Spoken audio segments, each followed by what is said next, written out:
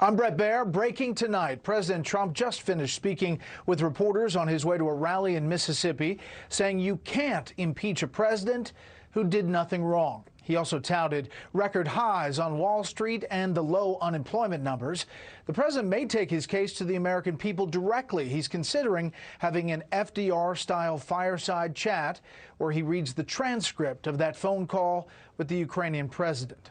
President Trump again saying that call was perfect in his words. Democrats have, of course, made it the centerpiece of impeachment investigations. Chief White House correspondent John Roberts is on the North Lawn. Next step. The very latest. Good evening, John. Brett, good evening to you. Tupelo, Mississippi tonight. It's the president's first campaign rally since that big vote in the House on the next steps in impeachment. Yesterday, the president talking up the big economic news today and warning that the Democrats' push to impeach him could risk America's economic security. I can't believe they'd impeach. You have the greatest economy in the history of our country. You have the highest stock market in the history of our country. You have the best employment numbers and unemployment numbers in the history of our country. With the House now set on next steps in the impeachment inquiry, White House officials today acknowledged they are planning for the worst. I mean, we are still obviously hopeful that everybody will come to their senses and realize that the president did nothing wrong. But we are prepared for an impeachment to happen, yes. You are prepared for an impeachment to happen? Yeah, I mean, Nancy Pelosi has made it very, very clear that the House Democrats are going to vote. House Speaker Nancy Pelosi said the only thing that has been determined is how to proceed with the investigation. This is about the Constitution and how we go forward with this, and no decision has been made to impeach. That's what the inquiry is about. President Trump continues to insist that there was nothing wrong with his phone call with Ukraine's president and told the Washington Examiner he may read it to the American people. At some point, I'm going to sit down, he said, perhaps as a fireside chat on live television, and I will read the transcript of the call because people have to hear it. When you read it, it's a straight call. President Trump also announced that he is giving up his lifelong status as a New Yorker to take up permanent residence in Florida. The president tweeting, "Unfortunately, despite the fact that I pay millions of dollars in city, state, and local taxes each year, I have been treated very badly by the political leaders of both the city and state." New York's Governor Andrew Cuomo was quick to respond. Good riddance. It's not like Mr. Trump paid taxes here anyway. He's all yours, Florida. I mean, we're not going to waste our time with a governor who would say something like that. That was petty and that was silly. I'll leave it at that. In making the move from New York to Florida, President Trump will go from combined state-city income taxes of 13% to 0 and trade New York's 16% inheritance tax for 0. The Cato Institute's Chris Edwards says President Trump is part of a growing trend. 600,000 Americans move from the 25 highest tax to the 25 lowest tax states every single year. And the single biggest flow of Americans is from New York State to Florida. But Governor Cuomo says this isn't about future tax returns. It's about the past ones Manhattan's district attorney wants to see. This is a desperate legal tactic whereby they're going to argue, well, we're not New York residents anymore, we're Florida residents, so New York doesn't have a right to the tax returns.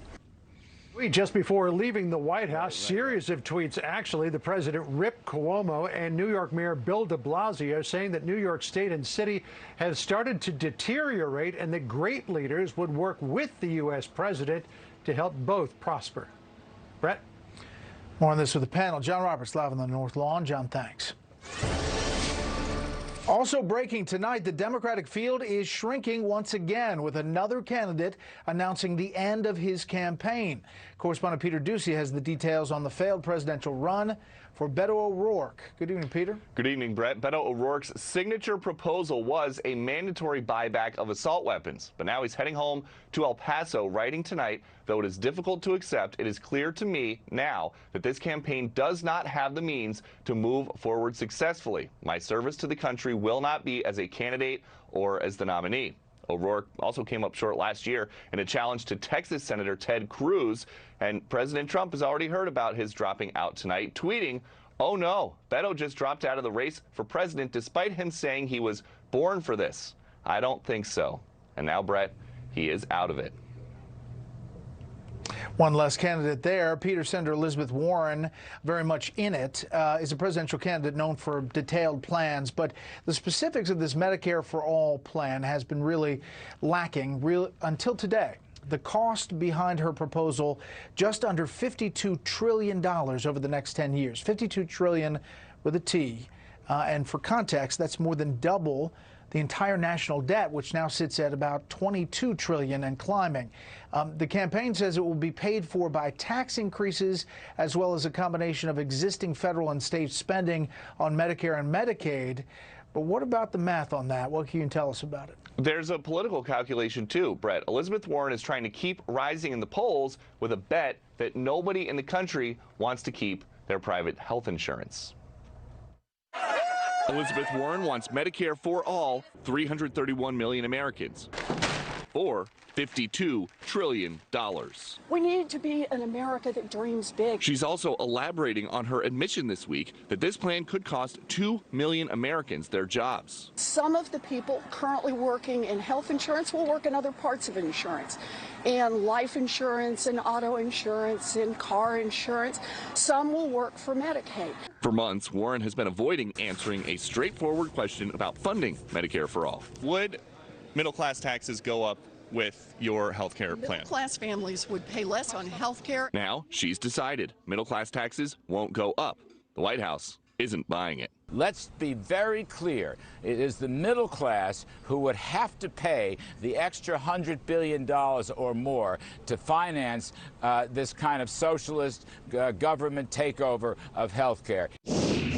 Warren estimates that over 10 years, $52 trillion, including $20 trillion in new federal spending, will come from money already spent on Medicare and Medicaid, plus new taxes on ultramillionaires, an employer contribution similar to a payroll tax, and new cuts at the Pentagon. I've got a math major over there working on his PhD who's going to be checking them out to make sure they add up. But Joe Biden doesn't think it adds up. She's making it up. This afternoon, a Biden official said the mathematical gymnastics in this plan are all geared towards hiding a simple truth from voters. It's impossible to pay for Medicare for all without middle-class tax increases. Warren seemed surprised to hear that. Wow. So before blasting Biden. Democrats are not going to win by repeating Republican talking points. But for now, Iowa Democrats are siding with Warren. She's in first place in a New York Times Siena College poll that puts Biden in fourth behind Bernie Sanders and Mayor Pete Buttigieg, whose health care plan does not eliminate private insurance. Medicare for all who want it.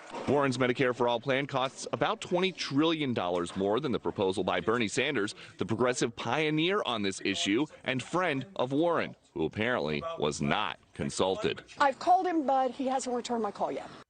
Warren and Sanders remain friendly. Warren and Biden do not. She said today if he's not on board with Medicare for all, then he's running in the wrong presidential primary. But there's no reason to think that Biden would ever run as a Republican against a president he just said he believes is involved in a cover-up. Brett? All right, Peter, thank you. You can read more about Senator Warren's Medicare for All plan on foxnews.com. Fox News has told President Trump wants to nominate Chad Wolf as the next acting Department of Homeland Security Secretary. Wolf was the chief of staff to former Secretary Kirstjen Nielsen.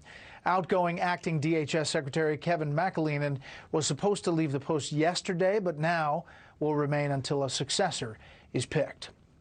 The way forward on Capitol Hill with the impeachment inquiry is clouded with unknowns. We've been saying that for days, but possible delays, including witnesses failing to show up, legal fights, and partisan showdowns.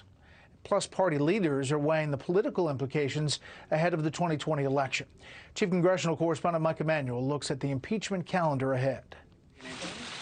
House Speaker Nancy Pelosi says she expects public hearings to begin this month, but tells Bloomberg News there is no deadline to finish. We think the times have